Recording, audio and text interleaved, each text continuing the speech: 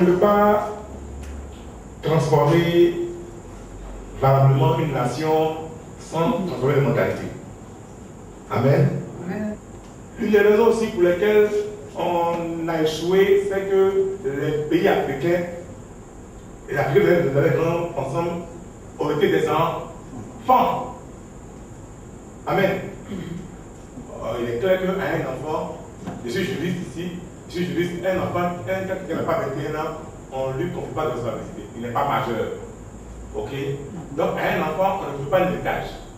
Donc, les États africains, à l'indépendance, étaient des États enfants. À qui même, à la limite, l'indépendance a été octroyée.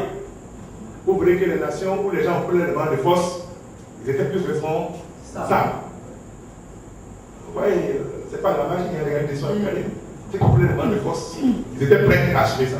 Sur 22, les autres 4 versets 22 nous dit également que Dieu a dit que Israël est son fils, son premier-né. Amen. Donc, Israël, c'est le modèle de nation par excellence. Tous les pays au monde qui veulent, n'est-ce pas, faire la volonté de Dieu, doivent pouvoir regarder le modèle israélien et puis le mettre en pratique pour se développer. On ne doit pas les créer, on doit les garder et les faire. Et ça, on n'y arrive pas. Amen.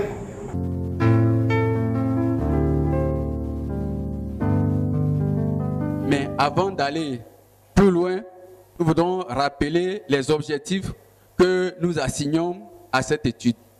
Premièrement, il faut savoir qu'en tant que fils, parce que nous sommes fils maintenant, le temps est venu de prendre nos responsabilités. Le fils, il prend ses responsabilités. Deuxièmement, identifier le territoire que le Seigneur nous a déjà attribué. Troisièmement, savoir bâtir et entretenir un système pour faire partie de ceux qui gouvernent le monde.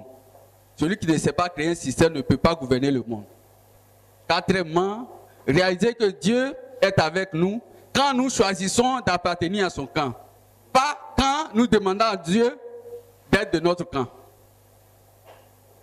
Voici les 4 objectifs que nous voulons atteindre à travers cette étude. Le plan, il est là.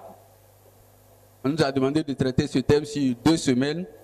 Donc aujourd'hui, nous allons aborder essentiellement le premier et le deuxième chapitre. Diapo. Donc je parlais des 4 notions que j'ai trouvées assez importantes, que j'ai relevées de l'étude de notre frère.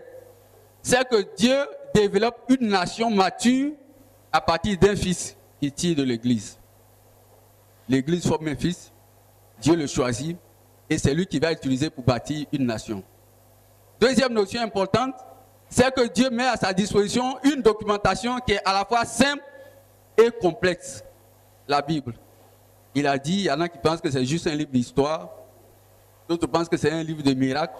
Mais ici, nous disons que la Bible est un manuel de développement. Développement spirituel, social, technologique, économique, politique et environnemental. C'est le code de la vie tout court.